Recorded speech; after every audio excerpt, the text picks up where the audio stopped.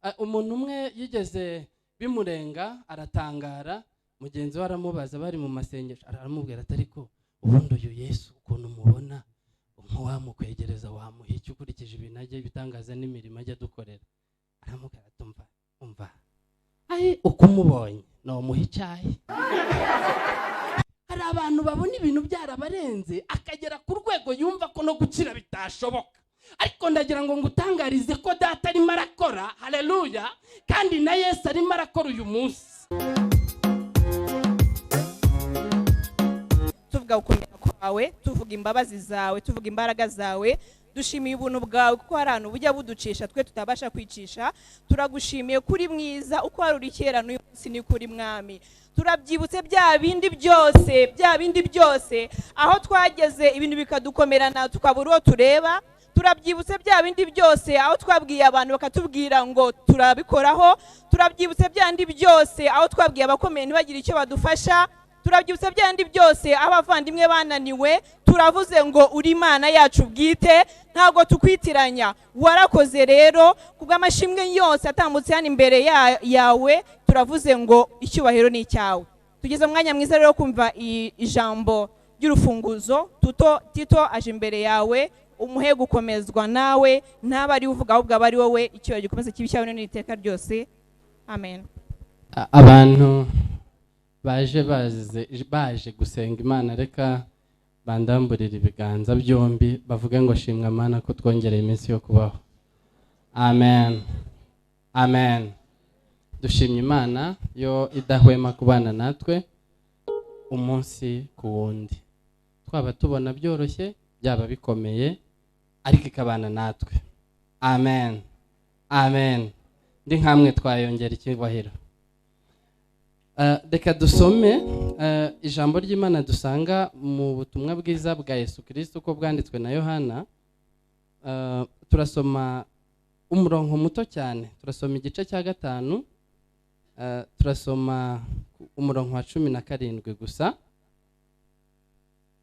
Nitumara turasoma n'Abaheburayo 13 ku murongo wa 8 gusa, hanyuma Imana itwuzuriza umwuka aho ngaho. Amen. Amen. Amen. Reka dusome niba mwamaze kuhabona, ni hafi, ni rumwe mu rwandiko ruri bugufi cyane tangira isezerano rishya. Yohana ibice 5 ku murongo wa 17. Aravuga ngo ariko aramusubiza ati, haleluya, mumvugira ngo aramusubiza ati amen. Ariko aramusubiza ati data arakora kugeza ubu, nanjye ndakora. Amen. Amen. Ariko aramusubiza ati data arakora kugeza ubu, nanjye ndakora. Amen.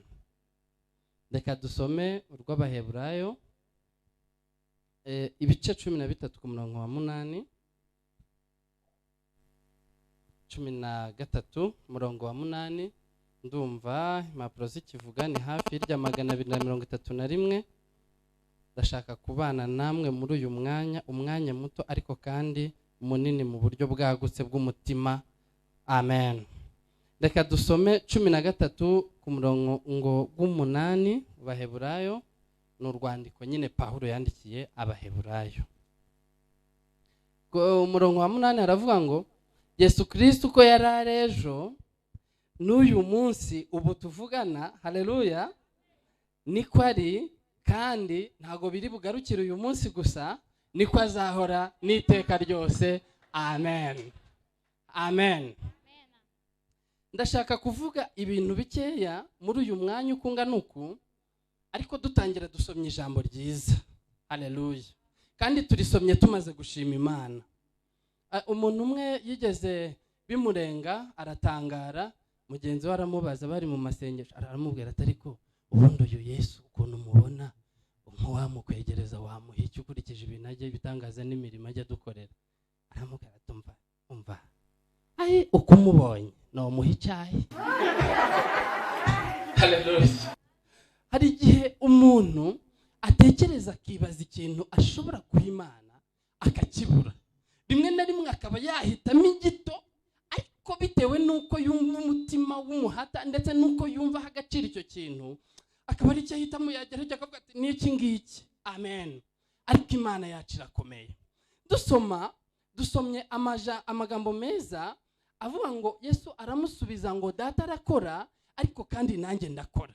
Aya ni amagambo meza Yesu yasubije abantu bamaze gutera intugunda, amaze gukiza umuntu wari umaze imyaka 38 arwariye ku kidendezi bise mu Ruheburayo ngo Betisida, bisobanurwa ngo ahantu h'umunezero mu gihe cy'uwabanje. Iyo ugenekereje mu Kinyarwanda gisa nkaho ugenekereje mu Kinyarwanda, noneho ngo yamaze igihe ategereza byaranze, ashaka umuntu wamufasha. Ndashaka ngo twihutane mu buryo bw'umwuka, ndashaka ko tuzamuka vuba vuba. Amen, haleluya. Nimungore, ndashaka ko tuzamuka vuba tugere ku kantu gatoya nshaka kuvuga, maze twizereremo aho ngaho turakomeza n'ibindi, ariko Imana ibane natwe. Amen. Noneho aramubwira ngo araza ageraho arwaye. Ni ibintu abantu bakunda gusoma, ariko hari akantu ushaka kubabwiramo. Noneho asanga bimeze bityo, ariko Yesu nawe yari abizi ko akeneye gukira. Arangije aramubaza ngo wa muntu we, haleluya, aho waba wifuza gukira? Hari abantu babona ibintu byarabarenze akagera ku rwego yumva ko no gukira bitashoboka, ariko ndagira ngo ngutangarize ko data arimo arakora. Haleluya. Kandi na Yesu arimo arakora uyu munsi. Amen. Kandi ukuntu yari ari kera n'uyu munsi niko ari, ariko ntago biri buhinduke. Amen. Hallelujah. Ahubwo azakomeza abo uwo twari tuzi icyo gihe. Amen. Amen. Noneho aramubwira ngo ndabishaka. Aramubwira niba ubishaka, haleluya, ntugatinde gusubiza Yesu akubajije ikintu kandi yenda kukugirira neza. Ntuzatinda. Niwumva umutima ukubwiye ngo ugomba gusenga usengeye mu butayu, uzagende. Niwumva umutima ukubwiye ngo ugende uri wenyine, uzagende. Umutima nukubwira ngo usengane n'umuntu runaka, uzabikore. Ariko ntuzatinde kumvira ijwi ry'Imana, ntuzatinde kumenya ko ari Yesu ugize ute ukubajije. Amen. Kubera ko ukutinda hari ibipfa, ariko uko wihuta niko agaragaza imbaraga nyinshi nazo zo kugira ute zo kugukiza. Amen. Mwamumereye icyubahiro baho, dore ko nta wazara. Noneho aramubwira ngo urabyifuza? Aramubwira ati ndabishaka. N'ubu rero ndategetse, hita wikorera uburiri bwawe ugira ute ugende. Amen. Mbibutse ko uyu muntu nubwo yari amaze imyaka 38 arwaye, yarabuze umufasha. Iyo usomye ibijyanye na teoloji n'utundi dutabo tugenda dusobanura, nagize amatsiko yo kumenya uyu muntu. Ubundi ngo no mu muryango kwa Baseyiri n'Abamena n'abandi, ariko n'umwe mu muryango uzwi mu mateka wari ufite ubushobozi no gukira. Bari bafite amafaranga, bari bafite abantu, bari bazwi n'abantu bari bakomeye. Ariko kubera ko cyari igihe cyo kudakira kwe, haleluya, kuko Imana yari yaratekanyije ko azakira mu buryo butandukanye n'ubw'abandi. Amen.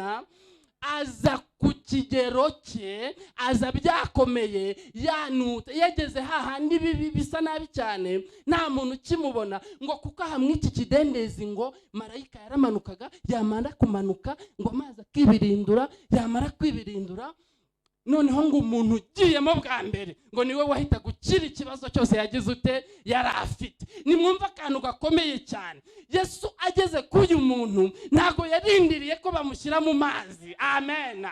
Ntago yarindiriye ko ajya mu mazi nubwo yari amaze igihe kinini, ahubwo yarategetse biraba kuko afite ubwo bushobozi. Yarabikoze kera, n'uyu munsi aracyari ngo abikore, kandi azakomeza kubikora n'iteka ryose. Amen. Noneho ageze ahangaha Abaheburayo n'abandi Isabato n'ibiki b'amategeko beza amategeko mugati, ariko ibintu murimo murakora murikoreye mu Isabato, murakora ibitangaza n'ibiki, ibyo bintu ntibyemewe. Aravuga ati ariko rero ngewe murandenganya. Amen. Hari umuntu wabimbwiye, kandi uwo muntu wabimbwiye nabonye akomeye. Amen. Uwo muntu nkurikije ukuntu yabimbwiye nabonye adasanzwe. Nanjye iby'Isabato ndabizi, ariko mwabantu kereka mwihuriye nawe mukagira ute mukamwibonera. Mbifurije guhura n'uwo muntu. Amen. Mbifurije guhura na Yesu. Amen. Yesu hari ibintu bitatu ari gukora atazareka gukora kandi azakomeza gukora n'uyu munsi hamwe iri teraniro riri bukore. Icya mbere ni ugutanga imbabazi ku muntu wese kandi zihoraho. Mumvugire ngo amen, amen. Abantu bagiye bavuga ibintu bitandukanye, baravuga ngo uyu muntu n'umupagani akwiye no gupfa, akwiye no kugira ute, kandi koko nawe wakireba ugasanga urabifite we bimeze nabi. Ariko Bibiliya irambwira ngo niyo byatukura tukutuku ngo wabasha kugira ute kubyeza, ngo biguhinduka nk'ubwoya bw'intama, ngo ndetse bigasa nande na sheregi. Amen, amen. Ariko nubwo bimeze gutyo ntago bari bamenya ahantu wahuriye n'Imana.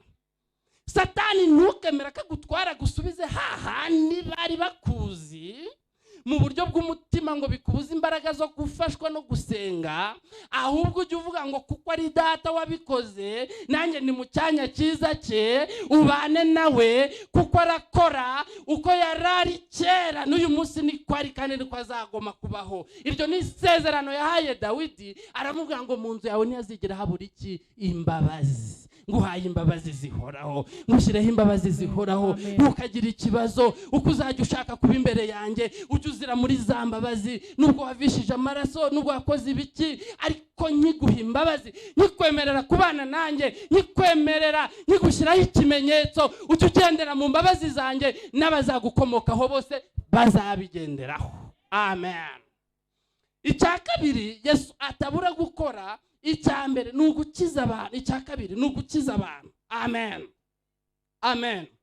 Hari igihe uba mu kibazo, ikibazo kikakurusha imbaraga, kikajya kigukurura, ukabona koko cyakunaniye, kandi koko nibyo, ugasanga urifuza kugera ku kindi abandi bagezeho bikanga, ndetse rimwe na rimwe bakavuga ati tida abakobwa biganye ntibamaze kubyara kabiri, si umukobwa ukiri aho ngaho, ese nta kibunge nta kiri aho ngaho, bongeraho n'ibindi bakavuga n'ibindi, kandi koko nawe wakigenzura ugasanga nibyo, abo mwiganye bose bahetse kabiri ugasanga nibyo. Ariko nubwo bimeze gutyo, data aracyagira ute? Aracyakora. Uko ugitindana niko nawe akoresha imbaraga zidasanzwe. Amen. Uko ugitindana niko nawe ashaka izindi nzira, niko nawe ashaka iki? Ubundi buryo.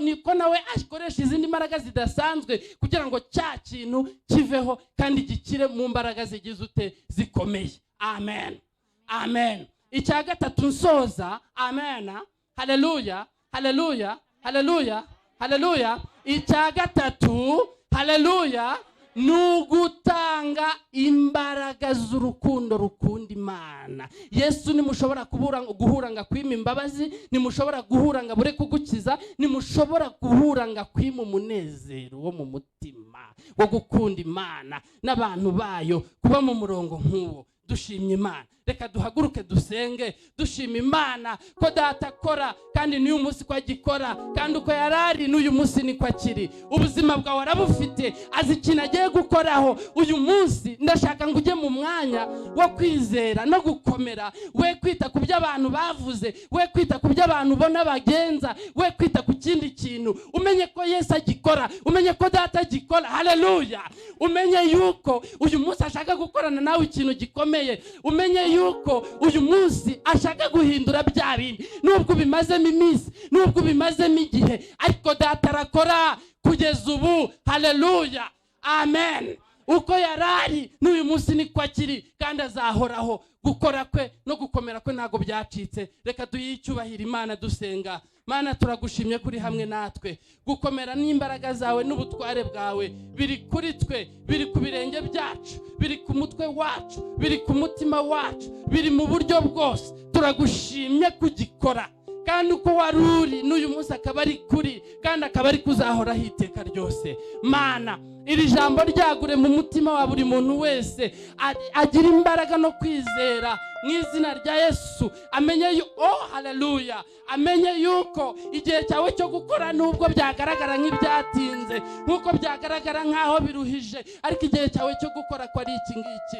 kandi kuzabikora biri special, kuzabikora bitandukanye, kuzabikora binyuranye n'ibyo abandi bakorewe, kuzabikora binyuranye, kuzabikoresha imbaraga n'ubutware, kuzabikoresha imbaraga nyinshi.